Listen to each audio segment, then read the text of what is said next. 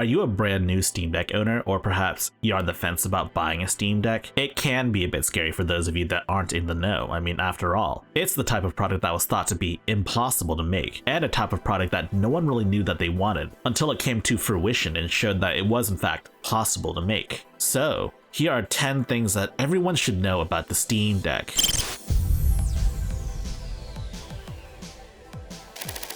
The first thing you should know about the Steam Deck is that it's a full-featured PC. I mean, hell, Valve even laid it out for y'all. But you'd be surprised at how many people don't know that it's a fully featured PC. Every other Steam Deck video that I see coming out recently is someone discovering the fact that the Steam Deck is actually a computer. That's right, SteamOS doesn't just play Steam games. It also plays other games that aren't Steam games, like, for example, Minecraft.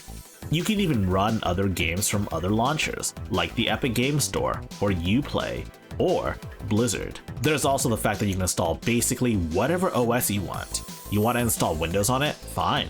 Go ahead and install Windows on it. Want to install some other form of Linux? By all means. You want to install macOS and turn your Steam Deck into a Hackintosh?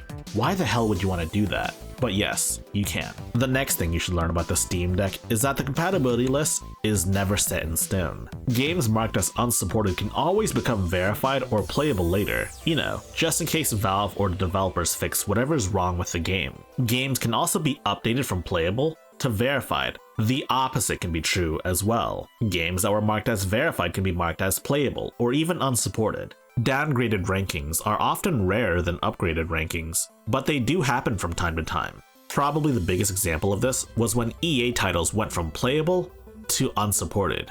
This is due to the fact that EA changed their stupid launcher from Origin to the EA app, which in turn broke compatibility for the Steam Deck for all of those games. Honestly, it's really stupid, and it should have never happened. Yet, it did anyways. The next thing you should know about the Steam Deck is that battery life greatly depends on what you're playing. There's a lot of conjecture and hearsay about how the Steam Deck has terrible battery life, that it only has like 2 hours of battery. Well, the truth is that only really applies to AAA titles running on the Steam Deck. You know, God of War, Red Dead Redemption 2, The Witcher 3, Cyberpunk 2077, you know, those types of AAA titles. But if you look beyond the modern AAA titles, I don't know, maybe some older AAA titles or some indie titles, you'll find that the battery life is more agreeable. Instead of like 2 hours, you can instead get like 7 hours on an indie title. Heck, even for AAA titles that are known to be battery hogs, you can do quite a bit of tinkering. And you can have longer play sessions, longer battery life. Your battery life is in your hands now. The next thing you should know about the Steam Deck are these global shortcuts. Holding down the Steam button or the quick access menu button gives you access to a bunch of shortcuts that are always going to be available to you. Need to pull up the keyboard? Hold Steam and press X. Need to take a screenshot? Steam plus R1. Furthermore, holding down the Steam button or the quick access menu button by itself gives you the list of shortcuts, meaning if you ever forget what these shortcuts do, just hold down the Steam button and Steam will remind you of all of these key shortcuts. Here's something you should know about the Steam sales. There are 4 major seasonal Steam sales, one for each season. I've made a couple of prior videos on how to save money during Steam sales, but let's say you don't know when these Steam sales occur. Well, there's an easy way to find that out. SteamDB has a list of upcoming sales. It's even got a handy countdown to the next sale, so there you go, you can mark your calendars. And this fact is more for the gearheads that like to repair things. But the Steam Deck is very much repairable. The internals of the Steam Deck are very modular. You can replace the controller assembly, the SSD, the thumbsticks, the cooling assembly, the battery, and the screen. The mainboard itself can be replaced easily as well. Now, I'm not suggesting that everyone can open up their Steam Decks and swap out parts, but I am saying that it's quite easy to do so if you're even slightly familiar with opening up electronics. Heck, I even swapped out some parts in my own Steam Deck as well. I replaced my own thumbsticks with aftermarket Hall effect sticks, and I got a bigger SSD. You should be seeing a link to that video pretty soon. The next thing everyone should know about is the ability to mod your games however you please. I've made several videos about modding specific games on the Steam Deck. I've talked about modding New Vegas at least twice. I've also talked about modding just other games in general. And it's not just PC games that you can mod. You can also mod emulated titles as well. Heck, I've even made 2 videos about modding Breath of the Wild on the Steam Deck. If you can mod a game on Windows, you can mod a game on Steam Deck. The process may not always be one-to-one, but the methods should be quite similar. Furthermore, if you own a game on Steam and it supports Steam Workshop, then installing mods is as easy as subscribing to those mods on Steam Workshop.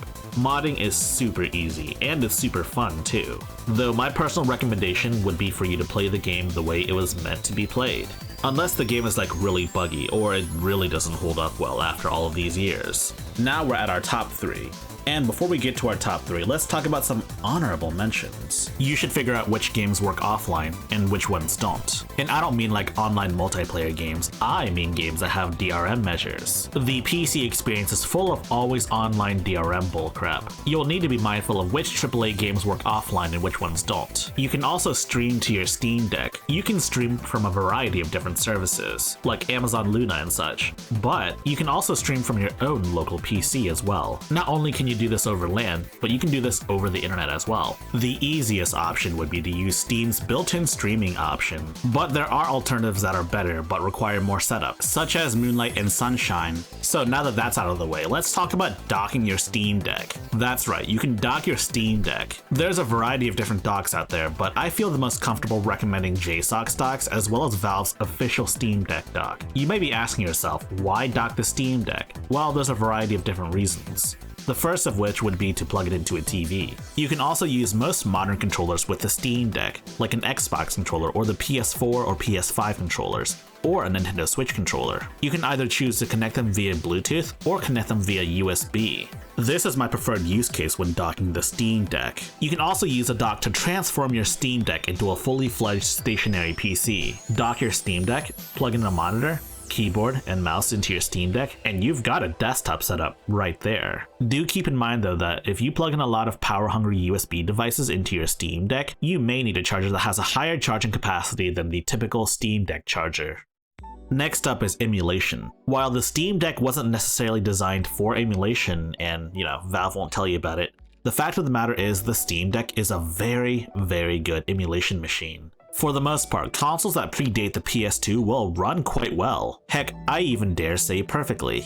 The Steam Deck is also a beast for high-end emulation, such as the GameCube, Wii, PS2, and original Xbox. You'll have a pretty good time with a lot of PS3 games as well. Heck, you can even emulate some Switch titles. I've made some videos about emulating specific Switch titles. Emulation is great, and if you want to play some old retro titles, this would be the best time to do so. Finally, the most important thing everyone should know about is Steam Input. For those of you not in the know, Steam Input is a supremely powerful remapping agent that comes with Steam. It's a built-in function, meaning if you have Steam on your computer, you already have Steam Input. Steam Input allows you to define custom controller configurations per game. You can remap buttons to be other buttons. You can have your Steam Deck's controls be mouse and keyboard controls instead, or you can switch around what buttons do what actions. Steam Input Mastery is also literally a requirement for certain games on the Steam Deck. Some games straight up do not support controller, but with Steam Input, you can set your controls to be mouse and keyboard controls, and of course, the game won't know the difference.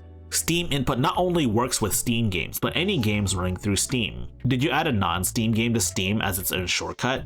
You can set up custom controls for that. It is worth mentioning that some games have what they call native Steam Input support. What does that mean exactly? Essentially what this means is instead of mapping buttons to other buttons, you instead map game actions to buttons instead. Furthermore, if a game has multiple different modes of control, like for example, Days Gone, you can define separate controls for being on foot, or being on your bike, or being in one of your various menus. You can set up individual controls for each of those different modes of control. And furthermore, that's just the tip of the iceberg. Changing buttons to behave as different buttons or different actions is kind of basic in terms of Steam Input. You can add gyro to games that don't officially support gyro. For games that have too many actions to be mapped to controls effectively, you have the ability to create what are known as radial menus, circular menus that let you select options that you define yourself. If you're familiar with messing with action layers, you can create radial menus within radial menus, nested radial menus, if you will. There are a lot of great YouTubers out there that focus on Steam Input support, like Rambletown or Mosquito. There are plenty of others that also cover it too, like Nerd Nest, and heck, I've even made some videos about Steam Input as well.